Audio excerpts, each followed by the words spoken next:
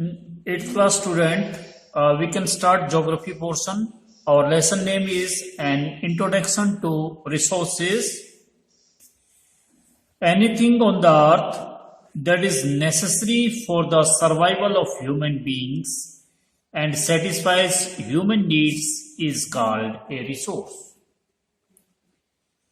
Every human were unaware of the utility of these natural resources. Thus, they were fully dependent upon the environment for their needs. With the passage of time, humans developed different techniques to convert these natural resources into useful articles that could satisfy their every need.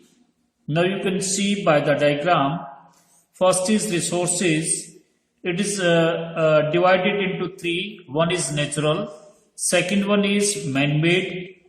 Under man-made, for example, roads, building, etc. Human resources. Under this, education, training, health, etc. Now, non-renewable and renewable. Under non-renewable, minerals and fuels. Renewable examples are winds, solar, energy and water. Now under non-renewable resources, one is cyclable that we can cycle, means renew it, and other one is non-recyclable. Under recyclable, examples are gold, silver, etc. And under non-recyclable, that is coal, petroleum and natural gas. Renewable, it is wind, solar, energy, water. Under this, we have wind, water, etc. and flora and fauna. Now as technology is developing at a faster rate, human beings are using newer methods to conserve available resources and to minimize wastage. We should understand that although nature's gifts are endless, we need to use them carefully so that they are not destroyed forever. Types of resources. Our beautiful earth is full of resources. They are generally classified into three types. One is natural, man-made and human. That already we have explained. Now we will discuss one by one. Natural resources. Natural substances found on the earth that are used without much alteration are called natural resources. These are the gifts of the nature. For example is water, air, soil, minerals and natural vegetation are all natural resources. Some of these resources can be used directly. For example, water, air and fruits can be used directly, while minerals have to be separated from their ores. We get petrol, diesel and wax from crude petroleum after refining. So we can say that most natural resources provide us with raw materials and we have to process them into useful products that are fit for human consumptions. We can further classify natural resources on the basis of their origin, development, renewability and distribution. First, we'll discuss about the classification based on origin. On the basis of origin, we can classify natural resources into two categories, that is biotic and abiotic. Biotic resources are derived from living organisms. They include plants such as cereal crops, fruits and vegetables, animals, microorganisms and human beings also belong to this category. Most of the biotic resources have the capacity to reproduce if the environment conditions are favorable. Now we will discuss about the abiotic resources. Abiotic resources are found from physical or non-living environment.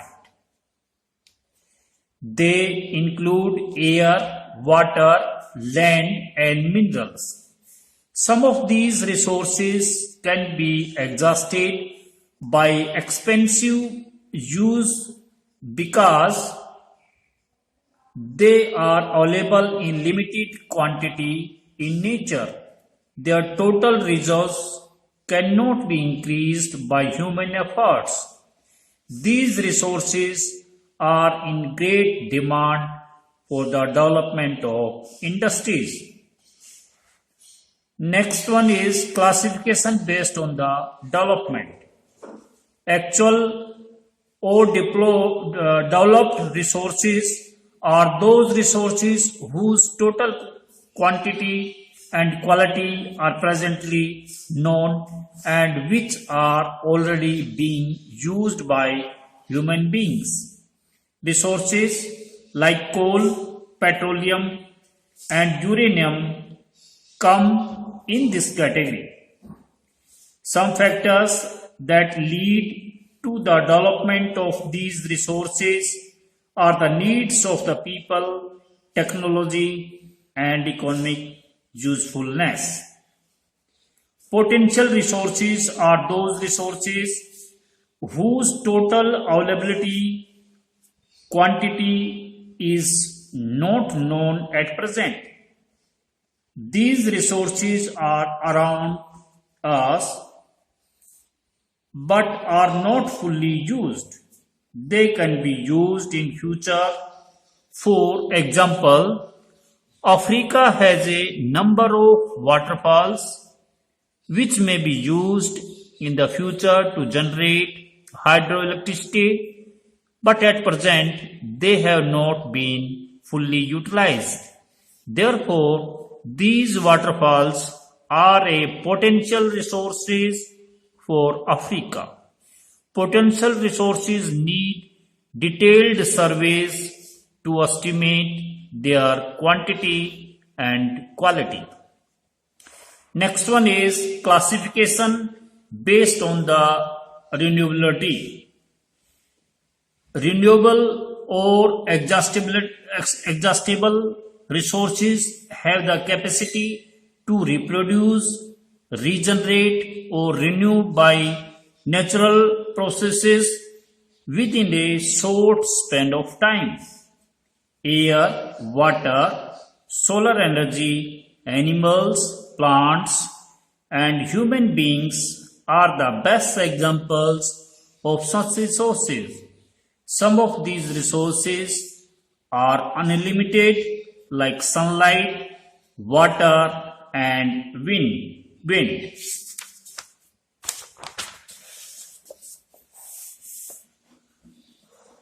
Wonderful to know, Iceland and Norway are the two countries of the world which produce 100% electricity through renewable resources. This is best example. Now, renewable or exhaustible resources are available only in fixed amounts. They do not get replenished by natural processes. For example, coal, natural gas, petroleum and minerals like iron and copper. With the help of technology, we can recycle some of the minerals like gold, silver, and iron. But fossil fuels cannot be recycled yet. Next one is classification based on distribution. The resources are not equally distributed all over the earth. So, on the basis of their distribution, they can be classified into two types, that is ubiquitous and localized. Ubiquitous resources are found everywhere. For example, air, wind, and sunlight. Localized resources are found at certain places. For example, gold, silver, copper, coal, and iron. Many physical factors like soil, climate, and altitude are responsible for the distribution of natural resources. There is an unequal distribution of resources because these factors differ so much all over the earth. Next one is human-made resources. As the name suggests, these resources are created by human beings from the materials available in the environment. Machines, tools, buildings, and other infrastructures are all examples of human-made resources. Technology is also a human-made resource. Human resources, human beings are the most important resources of the world. Through their knowledge and skills, they can make the best use of natural resources. They can discover, exploit, develop and convert the available or potential resources into useful products. Therefore, if a country wants to progress, it should first develop its human resources. Next one is conserving resources. Using natural resources carefully and giving them time to get renewed is called conservation of resources. All resources should be used wisely. Not only do we need to assess our resources, but we should also protect and preserve them. In early times, the population was low and the human needs were limited. They could fulfill all their needs from their surroundings. With scientific and technological advancement, human beings started using resources on a larger scale. The increase in population and rising demand for various goods and minerals have already caused a damage to many valuable resources. Due to misuse and overuse of resources to satisfy human greed, the quality of air, water, and land has deteriorated. Also, certain species of birds, plants, and animals have become extinct, and those that are remaining on the verge of extinction. This has created a situation in which non-renewable resources like petroleum and coal could be exhausted after some time. Thus, a balance between population growth and the utilization of resources is the need of the hour. Sustainable development of a resources. Sustainable development means development that takes place without damaging the environment.